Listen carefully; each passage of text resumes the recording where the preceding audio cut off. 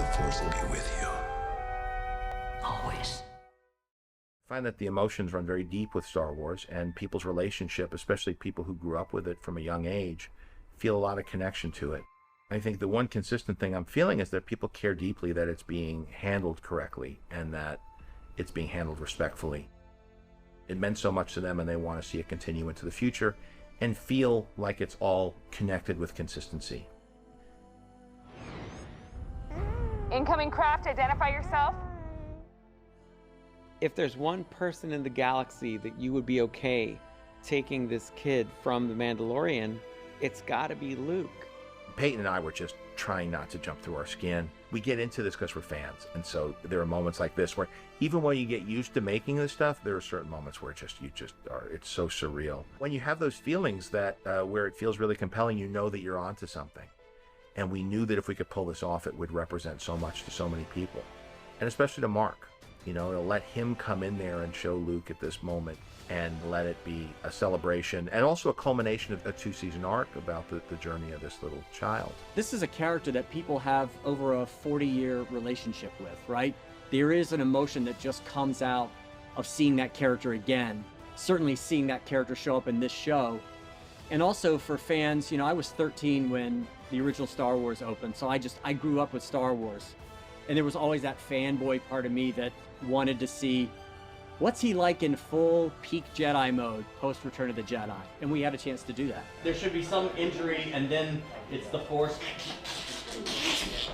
He went from a farm boy then to a trainee to a Jedi, and yet then it's over, and there's no tales of, you know, his exploits as a Jedi. So it was nice to have a rare look at what he would be doing prior to establishing the Jedi Academy, but post-Jedi. You know, we had a whole discussion about it would be very easy to just make him so over the top skilled, but I was like, you know, what's interesting is he's had training, but I don't know who's been teaching him sword fight training lately.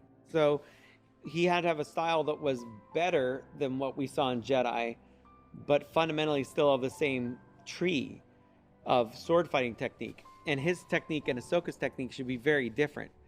And technically, she's had vastly more training than he ever has. She's actually his senior, which is, I think, difficult for people to remember because of when these characters were created, right? So a lot of consideration given to every detail. That's the first time in that last episode that we actually hear any music that's from the original trilogy.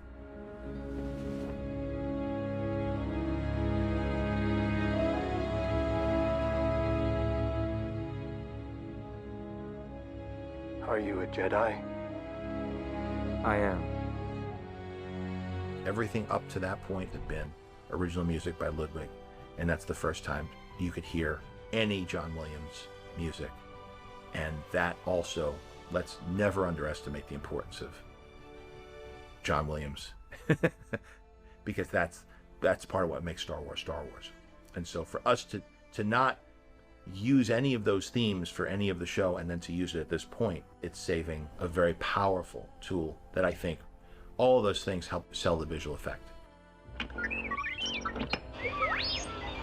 I remember the look on John's face when we were talking about the scene and we were getting into it, and I said, well, you know, if we bring Luke in, you get R2. And John was like, R2? You know that you see someone's inner child. And I saw in John, I saw in him that young person that first saw Star Wars. It was right there in front of me when I mentioned R2. And so I immediately did a sketch of R2 talking to Grogu. And action. It was already intense because it was already, my God, here's Mark Hamill dressed as Luke Skywalker on our set in a starship hallway. It was just, it felt like a dream. It was very, very strange. And I was fine. And then R2-D2 rolled on. And I just had a moment where R2-D2 was there. And that's when I broke down. And it felt, I didn't understand why. It felt silly, but I started tearing up. And I just was like, let me remember this moment. Even now I'm sort of moved by it. I don't understand why. I really don't. I don't understand why. But it just shows you how deep that stuff goes and what it touches from your childhood and how you felt then. To see the reactions, that was a high point of my whole career. that was definitely on, you know, on those moments you could count on one hand of what makes you grateful that you're doing what you're doing. And to hear Peyton react and Dave react, and especially Mark. Jon sent me links to reaction videos, which were just, you know, because I don't get to see these things in the audience. To see grown men cry and just the people screaming their heads off. I mean, it was really, really thrilling for me to see them enjoying it so much. I just have a deep gratitude to their enthusiasm over the years. I never expected that, and it's just been something that I really cherish.